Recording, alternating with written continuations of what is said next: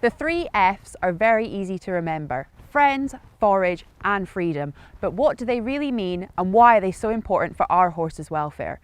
How can we keep our horses as happy and healthy as possible? Today I'm at World Horse Welfare Glengespoona Farm in Somerset, and we're going to be learning all about the 3 F's from equine behaviourist Sharon Smith. Sharon has had a lifelong passion for horses, and in 2010 she qualified as an equine behaviourist. She's also owned her own horses for more than 20 years, and she is a BHS accredited coach, so I'm in very good company. Let's go and talk to Sharon. So Sharon, what are the 3 F's and why are they so important? Well, the 3 F's originally were put together by Lauren Fraser, who's a Canadian behaviourist, and they've been around about 10 years. And what the 3 F's encompass are friends, forage and freedom, and they are part of what we think about when we're looking at mental well-being in an individual horse. And so at a species-specific level, we know that there's Mellor's 5 domains, for example, for equine behaviour and welfare. However, mental well-being is very individual, and we use the 3 F's really as a starting point for considering individual needs. And the reason that that's important is that when there's unwanted behaviour, for example, we've often found that addressing some of the mental well-being aspects will either negate or reduce the amount of retraining that's needed for behaviour issues. So that's how it started. What it did do, though, is open up the possibilities of looking beyond behaviourism as a model, as a training model. So the medical model is, if there's no pain, then retrain.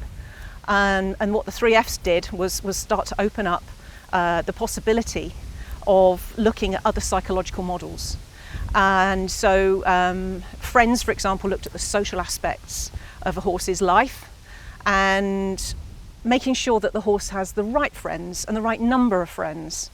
Not just necessarily putting any horse out with any other horse. Any horse owner will understand that actually that can be quite disastrous. And I know from personal experience. Squealing and screaming and kicking and galloping about the field. Exactly, and in domestication it's very different from in feral situations where you have family bands. So what we do in domestication is we've got unrelated horses, all sorts of different breeds, and we somehow expect, or we used to expect, a horse to just basically get on with it. Chuck them out with a load of horses, friends, that's enough. Actually, it's much more individual than that. So depending on the horse's history and what they've experienced in their life, some will do better with a bigger herd, some will just need an individual friend, some maybe even need individual turnout with some sort of protective contact with a nearby horse until they're capable then of perhaps more integrating more socially. So by protective contact you mean like a fence, so they've got friends over a fence or a stable door, for instance, as a way of introducing them? Yes, exactly. Yeah. So what we're led by is the horse and the horse's body language to tell us what is appropriate for them in that given moment in time. Because as we know, behaviour changes throughout the lifetime of a horse, and in different situations, in different contexts, behaviour will change. So it's very important as an owner to be aware of body language to help understand why that's so important to the horse. And as we're talking about horses living in herds, do they have a hierarchy? Well, it used to be commonly considered that there was a hierarchy. If we're talking about feral horses, and we can only really talk about feral horses, not wild horses, because unfortunately that's the way that things have happened in the wild. They don't tend to have a hierarchy. It's been shown by ethologists such as Lucy Rees, for example. And what we seem to observe in domestication is more conflict behaviour between horses, generally over resources and generally as a result of stress. And just like people, horses can become stressed in the short term, but also potentially chronically stressed and even traumatised. So trauma is starting to happen too. And by resources you mean water and forage? Yes, water, forage, space, people, anything that's novel in the environment, that's enriching for them. So there could be some resource guarding around this. So that's number one. So that's Yep, friends. friends, That's yep. the first F. So the Absolutely. second F. Forage. Yep. So forage, the horse has co-evolved with grass. Okay. So the horses actually developed and came from these tiny little creatures that lived in forests, and as grasslands developed as a result of climate change millions of years ago, horses found that niche, an ability to digest these grasses that were quite coarse, and the horse's physiology essentially developed along the lines of consuming and digesting that long stem forage. A lot of the other features as well, natural selection gave the horse the ability to run very quickly in straight lines forwards, for example, to have ears that were very mobile and could hear around them rather than move their head, because that's energy expenditure. So horses co-evolved with grasslands and with the grass species that we see today over millions of years, and natural selection shaped the horse that we see today. And so as horses evolved to need to eat and to chew, it's actually that chewing behaviour which is actually very important to them. Not so much, they don't have a calorie regulation sensor system, as I'm sure you're probably discussing with the nutritionists, and any horse owner with a fat pony understands. Sometimes the off switch doesn't always work. No, they are phenomenally good at eating grass and turning grass Yes. into energy, for sure. Absolutely, absolutely. So when it comes to the three Fs, forage is the horse's natural diet. Long stem forage such as hay, straw, grasses and so forth should form the basis of the diet and the start of the diet. Where it's important to consider the individual now, and it's a really good example actually of the three Fs and how it fits into mental well-being. You can't obviously take an obese pony and chuck them in a big long field of grass. They agree. You can't chuck them in a big field of long grass and get them, expect them to self-regulate. Yeah. For example. Exactly. So if you're not, what you've got to be able to do, using your critical thinking and observing the horse and taking into account the individual horse, you've got to try to make forage the basis of the diet, but then consider the rest of the horse behaviour and also their well-being around that aspect of it. So it goes also with friends, the same sort of thing. If you take a horse that's never socialised with other horses and chuck them out in a herd, it's going to be a bit of a disaster. If you take a pony that doesn't know what the off switcher means and then chuck them out in a field load of grass, you're at high risk, shall we say. Absolutely. So this is where the individual aspects need to come in, and critical thinking is really key when you're talking about mental well-being and individual variation. I see. So number one was friends, number two was forage, we're on to number three. Freedom. So freedom can mean a lot of different things to a lot of different people. When we originally put together the three Fs, freedom was talking about getting horses out of stables and giving them a lot more turnout and a lot more physical space. And we know feral horses will travel for miles every day, and so to keep them in stables isn't a particularly natural thing to do. A lot of observations of what we used to call stable vices and we now refer to as stereotypy. So crib biting, for example, weaving, all these behaviours tend to be more associated with domesticated horses and aren't observed, to my knowledge, in feral horses. And that's a man-made thing, really.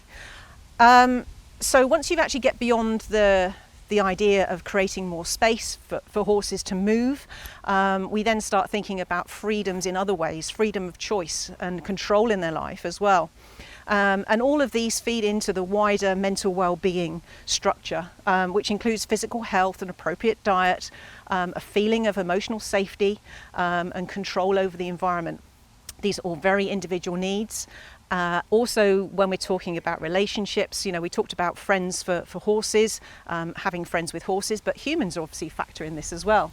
And horses are social creatures. We create trust between each other. So when we start talking about freedom, freedom now means a lot more. It encompasses a great deal more in the whole mental well-being picture. Because you would just think freedom means being turned out in a field, but actually, you know, highlighting that it's about control and choice for the horse. You know, they can choose where they kind of want to be. I suppose that's really good if you've got a field shelter in your field and the horse can choose whether he comes in or goes out.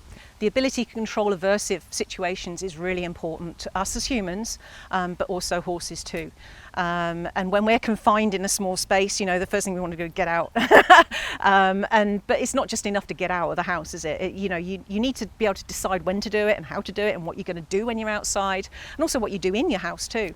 So the more choice and control you have, the more feeling of control that you've got over your own life, generally the lower stress you have as an individual.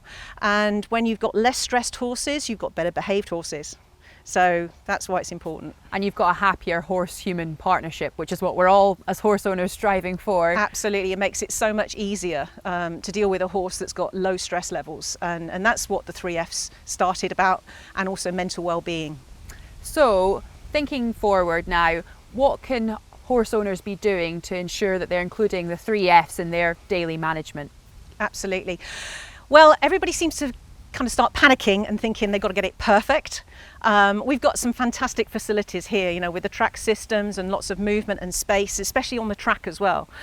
And it's very easy to become concerned as a horse owner that you're not doing enough, it's not going to be great. But you've just got to think about, when we talk about human behaviour and people looking after people, it just has to be good enough. You're not going to get it perfect. So if you take the concept of the 3Fs and look at how it's being applied and start to make some tweaks, start to make some small changes, see how your horse behaves, read the behaviour in context, that's really important. And you may find that you try something, it doesn't work, then okay, just try something else. Just make little changes and you won't go make big mistakes. That's the most important thing. With your own horses, how do you try and incorporate the 3Fs? Oh wow, I've got an ex-competition horse, and when I first got him, he wasn't particularly well socialised. He'd come straight from the competition circuit. So I tried turning him out with a big group of horses, and the inevitable happened. When they got confined into a barn in the winter, there was not enough space. And then I went on a voyage of discovery with him, trying to find what works for him. And in fact, a stable turnout into a group situation works for him. And he's a lot less stressed. It makes him more communicative, actually. That's something that people aren't always prepared for. When you've got a chronically stressed horse, you may find that the behaviour is incredibly quiet and shut down. The minute you start to give them a bit of control and agency over their own lives, they might then start to say no. And you've got to be prepared for that, and you've got to accept it for the fact that it's improving mental well-being. So in fact, my horse now is a lot more expressive. This year he's started to mutually groom with other horses, whereas he used to just go up and bite them, and he didn't realise what that was about. So he's actually spent 4 years just learning to be a horse. And that's great because I've been there with him through this journey, and still, you know, showing up every day, doing nice stuff with him. And in fact, that trust, that serve and return, the backwards and forwards of conversation between us, it just means that when I then need him to help me help him with something, he's then much more able to respond, and he's a lot more tolerant of things happening. And you've got a much more secure partnership because of it, I guess. I believe so, yeah. But nothing's perfect, like I said. So, you know, there are days when I just want him to stand still while I clean his feet off, for example, and there'll be reasons. I know that there's reasons, and nobody's perfect. No horse is perfect, and I don't have a perfectly behaved horse. But I do understand that under certain circumstances, when there's horses going past and his hay's run out, he's going to want to be with them, and if he's tied up, he's going to want to go with them. So you just adjust. You go, maybe that's not important right now. Let's get you out, give you some social time, and then we'll talk about it again later. Yeah, absolutely. And you touched on it slightly there, but what happens to our horses when we don't consider the 3Fs? Well, the mental well-being picture is actually bigger than the 3Fs. You want to try to do the best you can with each of them.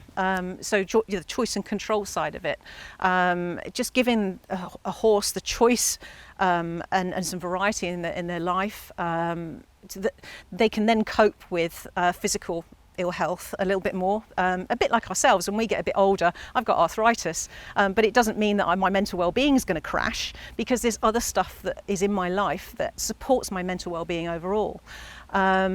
But you've got to limit the expectations. You can't expect me to go and run a marathon. It's not going to happen. I did a 10K a few years ago, but you know. So yeah, that's what you've got to do is work, manage the expectations of the horse in that moment. It doesn't mean that it's going to be forever like this, but just for now, you do what you can and support them and treat them as the sentient animals that they are. Absolutely. Well, thank you so much for this conversation today, Sharon. It's lovely to meet with you, Jordan. Take care. Thank you. Owning horses and ponies can bring us so much joy, but it is a big responsibility, especially when it comes to understanding their fundamental needs. What an interesting conversation that was with Sharon, and I now feel so much more confident in my understanding of the 3Fs and why they are so important in keeping our horses happy and healthy, and I hope you do too. As always, I've left some links in the description below to more resources on this topic, and please let us know in the comment section how you incorporate the 3Fs into your horse's daily management. One last thing, please do not forget to like and subscribe to the channel.